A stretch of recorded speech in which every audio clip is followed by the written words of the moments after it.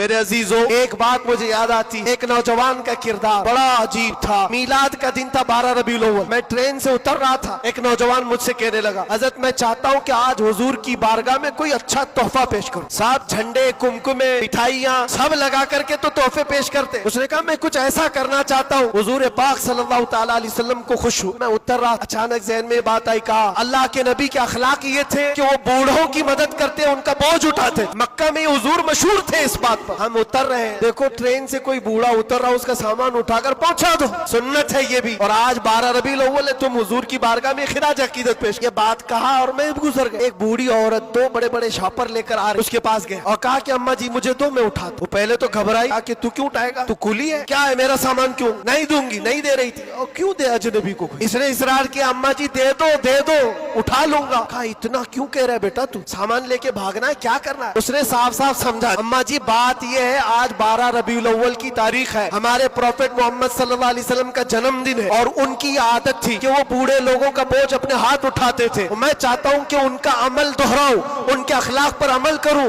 اور میں ان کی روح کو خوش کروں۔ بوڑھی کے دل میں بات آ، لے لے بیٹا، تو تیرے نبی کی بات کر رہا ہے، تمہارا کوئی تہوار کا دن ہے، یہ کرنا ہے تو کرو۔ وہ شاپ پر لے کر کے گیا، اس کو جہاں تک پہنچانا تھا پہنچایا۔ یہ بات آئی گئی گزر گئی، ہم بھی تو سوچتے ہیں کہ چھوٹی سی بات۔ 6 مہینے گزر جانے کے بعد اس نوجوان نے مجھ سے کہا کہ حضرت وہ بوڑھی عورت جس کا میں سامان اٹھایا، وہ ابھی رابطے میں، کانٹیکٹ میں، ابھی آئی اور کہہ رہی ہے کہ بیٹا 6 مہینے گزر گئے، اب تک میں تیرے نبی کا بایو ڈاٹا ہی پڑھ رہی ہوں، اب تک میں ان کے اخلاق ہی پڑھ رہی ہوں۔ کیوں؟ کہا تیرے اس عمل نے مجھے اتنا متاثر کہ اس زمانے کا کوئی جوان، ارے میرے بیٹے میرے پوتے نہیں آئے مجھے لینے، کسی اور کا بیٹا میرا سامان اٹھا رہا ہے، اس کے اندر اتنا اثر کہاں سے آیا؟ اور جب تو نے بتایا یہ تیرے نبی کے عمل ہے، میں نے سوچا کہ اس نبی کو کیوں نہ پڑھوں۔ پڑھتے پڑھتے میں اس مقام پر پہنچ گئی، بتاؤ تیرا نبی کہاں ہے، میں بھی جاؤں غلامی میں شامل ہو جاؤں۔